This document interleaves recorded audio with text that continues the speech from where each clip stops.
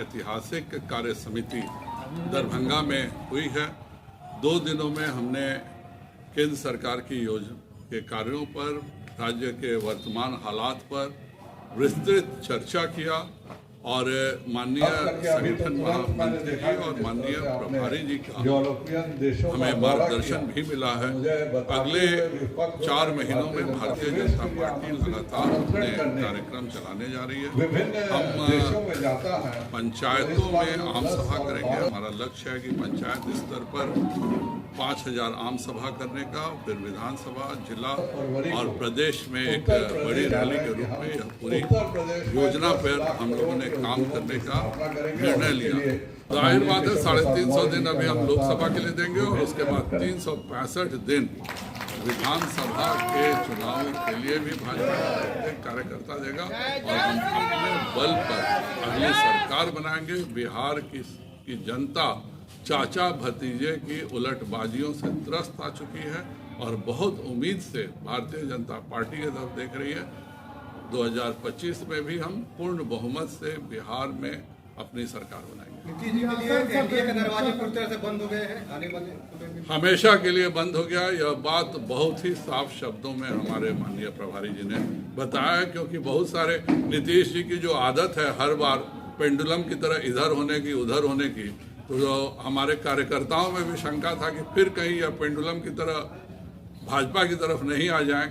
लेकिन भारतीय जनता पार्टी स्पष्ट मानती है कि नीतीश कुमार जी आदतन धोखेबाज हैं, इसलिए उनसे कोई समझौता नहीं करना है। देखिए, सबसे पहले तो मैं माननीय प्रधानमंत्री श्री नरेंद्र मोदी जी को इस बात के लिए बधाई देता हूं कि जिस जम्मू कश्मीर में कभी राष्ट्रीय ध्वज तिरंगा फहराने को लेकर के सुरक्षा के ऐसे घेरे में जाना पड़ता था लाल चौक तक, तब तिरंगा वहाँ फहराया जाता था और आतंकवादी हमले करते थे। लेकिन धारा 370 और 35A का अंत होने के बाद अभी 15 अगस्त जब आज़ादी के अमृत काल में जम्मू कश्मीर के भी हर घर तिरंगा फहराने का काम हुआ।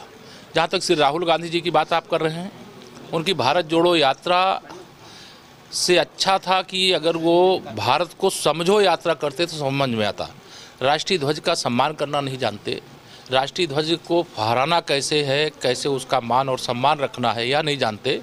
उनको व्याकुलता है कि जल्दी से जल्दी हम कैसे देश के प्रधानमंत्री की कुर्सी तक पहुंच जाएं, लेकिन उनके भाग्य में प्रधानमंत्री की कुर्सी तक पहुंचना नहीं लिखा है। इसके लिए उनको माफ़ी मांगना चाहिए और अब राष्ट्रीय ध्वज तिरंगा फहराने के लिए हिंदुस्तान की सीमा से लेकर के एक सीमा से लेकर के दूसरी सीमा तक कहीं कोई समस्या नहीं है। इसलिए कांग्रेस को यह नाटक करने से पहले जो धारा 370 और 35A की समस्या उन लोगों ने पैदा की थी, उसके लिए देश से माफ़ी मांगनी चाहिए। लेकिन सर, जो झंडा फहराया गया जहाँ भी वहाँ लाल चौक पे, वहाँ तिरंगा छोटा था, उनका राहुल गांधी का कटआउट बड़ा था। इस पर क्या करें, क्या कांग्रेस क्या मैसेज देना चाहिए? देखिए, यह स्पष्ट है कि यह वोट की राजनीति करने की तलाश में है और इस देश में कांग्रेस सहित जो भारतीय जनता पार्टी और माननीय नरेंद्र मोदी जी के विरोधी राजनीतिक दल हैं और नेता हैं, वह लगातार इस प्रकार का मैसेज दे करके कि अगर उनका कटआउट बड़ा है और राष्ट्रीय ध्वज छोटा है तो इस पर उन्हें शर्म आनी चाहिए और उनको इस प्रकार की गलती करने के लिए संपूर्ण कांग्रेस को माफ़ी मांगना चाहिए। यह राष्ट्रीय ध्वज तिरंगा का सम्मान नहीं। ये शालिग्राम आ रहा है, रामलला की मूर्ति बनी नेपाल से, जब भारत में प्रवेश करेगा, क्या कहना चाहिए? देखिए, मैं क्या इस देश का एक राम भक्त और मुझे यह प्रसन्नता है कि मैं सीता मैया की उस भूमि पर खड़ा हूँ, उस मिथिला में खड़ा हूँ जहाँ पर आने का सौभाग्य मुझे आज भारतीय जनता पार्टी की प्रदेश कार्य समिति के कारण से मिला है। तो मैं सौभाग्यशाली समझता हूँ अपने आप को, क्योंकि भगवान श्री